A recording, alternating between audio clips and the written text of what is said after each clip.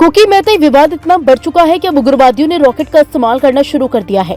शुक्रवार से शुरू हुए हिंसा में शनिवार दूसरे दिन भी जारी रही थी। बताया जा रहा है कि हिंसा के दौरान मैतेई समुदाय के एक बुजुर्ग को मार डाला गया।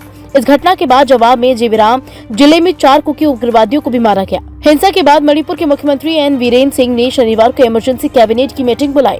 जिविराम में हुई गोलीबारी पर सवाल ये उठता है कि इनके पास हथियार और रॉकेट कहां से आए। इस रिपोर्ट में हम आपको पूरी कहानी बताएंगे। दरअसल राज्य में लगातार हो रही हिंसक घटनाओं से तनाव बढ़ता जा रहा है। प्रशासन ने राज्य के स्कूल कॉलेजों को अनिश्चितकाल के लिए बंद कर दिया है। मणिपुर अखंडता समिति ने सरकार की कानून व्यवस्था पर सवाल खड़े करते हुए राज्यव्यापी काम बंद और सार्वजनिक कर्फ्यू का आह्वान किया है। राजधानी इम्फाल समेत कई प्रमुख शहरों में बाजार, दुकानें बंद हैं। सड़कें पूरी तरह से वीरान है। सबसे ज्यादा चिंता की बात तो ये है कि हिंसा के बीच आरपीजी और ड्रोन का इस्तेमाल होने लगा है। पहाड़ी जिले कांगपोकपी से लगते हुए पश्चिमी इम्फाल की घाटी में गांव पर ड्रोन से बमबारी की गई। इस घटना में अब तक 2 लोग मारे गए, जबकि दोनों वारदातों में घायलों की संख्या ज्यादा रही। 1 सितंबर से पश्चिमी इम्फाल के कोतरुक गांव में दोपहर में पहाड़ी इलाकों में हमला हुआ। पुलिस और इंटेलिजेंस टीम के हाथ कुछ वीडियो लगे जिसमें परपेंडिकुलर बम गिराते हुए दिखाई दिए कुछ लोग। शनिवार को फिर से ड्रोन से हमला हुआ। इस हिंसा में हुए ड्रोन के इस्तेमाल पर सुरक्षा एजेंसियों की चिंता बढ़ गई, क्योंकि कुकी समुदाय सोफिस्टिकेटेड हथियारों का इस्तेमाल कर रहा है। हालांकि शनिवार को हुए हमले में सुरक्षा बलों ने पड़ोसी जिले चुराचांदपुर में 3 बंकरों को तबाह कर दिया और एक सैन्य हेलीकॉप्टर की मदद से हवाई गश्त भी की।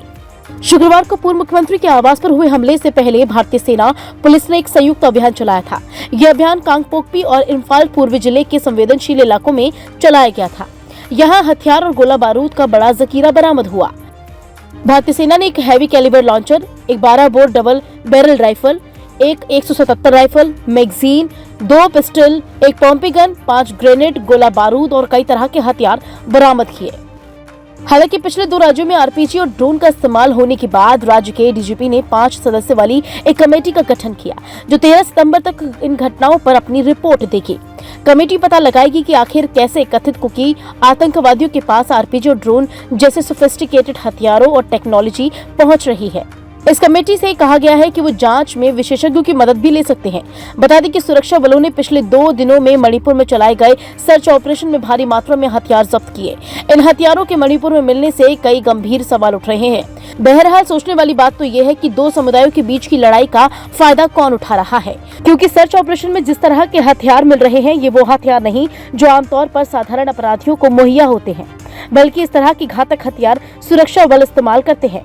इस तरह के हथियार पहाड़ों में रहने वाले कुकी बहुल इलाके में जब्त किए गए, तो घाटी में मैतेई बहुल इलाकों से भी इन्हें जब्त किया गया था।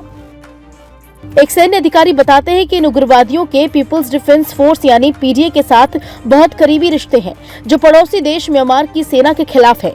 पीडीए म्यांमार सेना के खिलाफ हमले के लिए ड्रोन का इस्तेमाल करने के लिए जाना जाता है।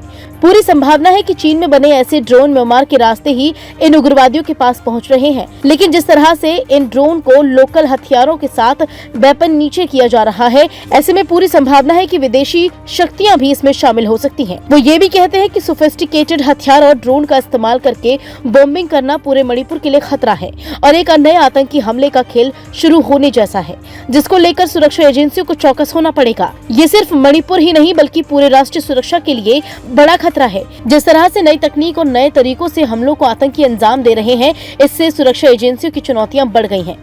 बहरहाल सवाल ये उठता है कि देश में आतंकवाद फैलाने के लिए दुश्मन देश भारत के मणिपुर को मोहरी की तरह इस्तेमाल तो नहीं कर रहे हैं, क्योंकि बिना ट्रेनिंग के इन हथियारों का इस्तेमाल कर पाना मुश्किल है। यानी अंदाजा कहता है कि कुकी समुदाय के लोगों को म्यांमार से ट्रेनिंग और बड़ी मात्रा में हथियार मिल रहे हैं, जो कि भारत के लिए किसी बड़े खतरे की निशानी है। फिलहाल देखने वाली बात यह होगी कि सरकार इससे कैसे निपटेगी। आपकी इस खबर पर क्या राय है, कमेंट करके जरूर बताएं।